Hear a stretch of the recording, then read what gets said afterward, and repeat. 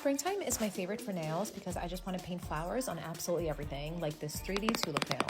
Madam Glam sent me some polishes that are perfect for the spring. I'm particularly excited for the lavenders because springtime means pastel colors or bust. A lot of their polishes are one coat coverage, which I love because it saves time from having to apply 2 or 3 coats. So my vision for this nail was to give it a glittery pink base and create a window or a frame in the center so that all of your attention goes to whatever is in the middle of the nail.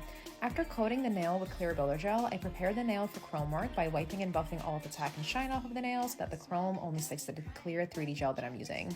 Isolation chrome is so volatile, you never know how clean it's going to come out, but thankfully Miss Chrome behaved and gave me a beautiful gold frame. For flowers, I like to start with the stems first because it makes more sense for the flowers to overlap on top of the stems, and then I mix the lavender with top coat to give it a jelly look, which I feel comes off more delicate. I wanted this nail to be as girly as possible, so of course I had to add in a pink bow that keeps all 3 tulip girls together, and the star of the show is this tiny rhinestone that I added to the center of the bow. Like, it just made the whole nail that much more precious. After applying top coat to the nail, I go in with my thick top coat and apply small dollops of the product on top of the tulip petals to make them pop, and I'm so happy with how this came out.